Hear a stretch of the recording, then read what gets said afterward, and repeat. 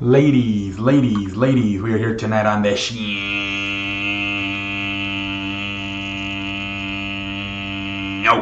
Let me make sure the sound is working. Let me make sure the freaking sound is working here. Alright, hello, here we go. Does the sound work? Ladies.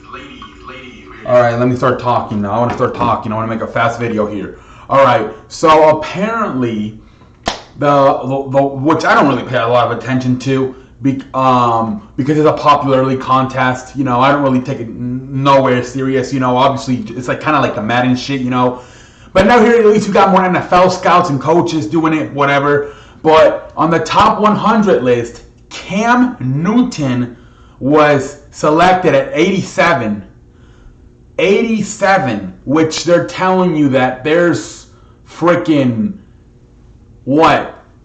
More than what? They're telling you that he might be the 13th worst player on that list. You know, that's what they're telling you. They're telling you there's about freaking 77 players or whatever that are better than Cam Newton, whatever it is.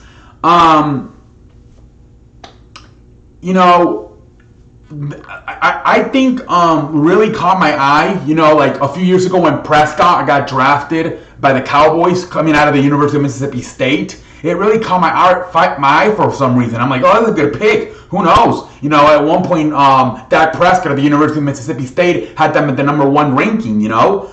It caught my eye for some reason, and it happened this year. It's kind of the same thing when Carolina drafted Will Geer out of West Virginia. It just caught my eye, very similar to when Dak Prescott was drafted by Dallas. It just caught my eye, and now I'm looking at this list: 87 out of 100. You know, from 1 being the best to 100 being the worst, and you're only 87. It's, you know, I look at Cam Newton and I just feel like, you know, kind of like Dante Culpepper, Donovan McNabb, Michael Vick, even R.G. Griffin.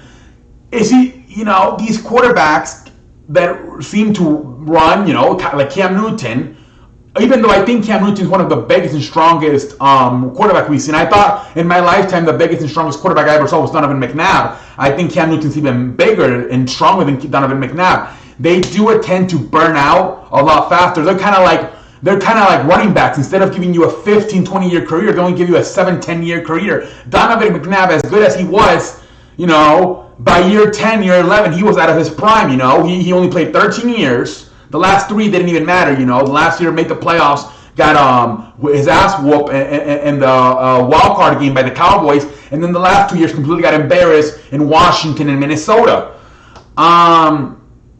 13-year career, but like you said, like the last 2 were not very good.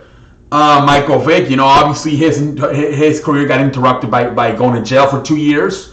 RG3, opposite, only had 1 good year, then he turned his leg and he was never the same. His career probably hardly ever got going. I just wonder, eventually, is Cam Newton nearing the end of his career?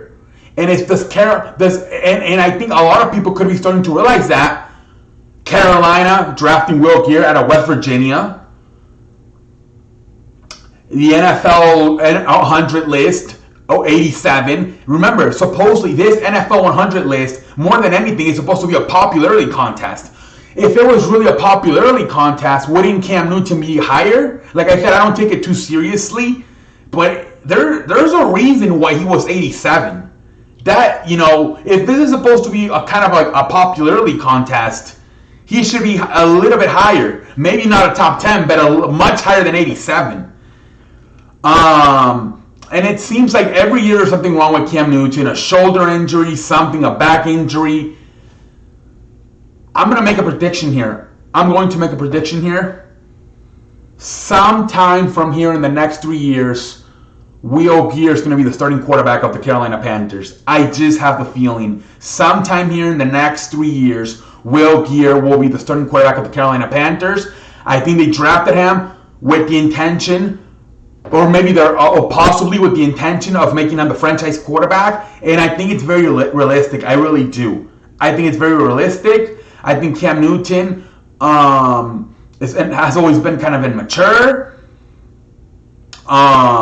Seems to get hurt a lot.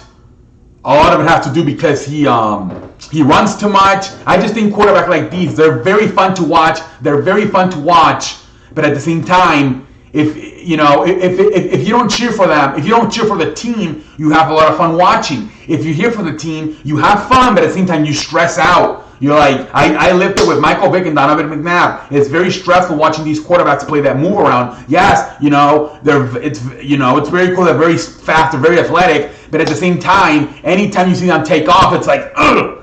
You have that feeling that they can take that big hit from a defensive lineman or a linebacker, and that could be all she wrote. So I don't know. I feel he's too inconsistent. I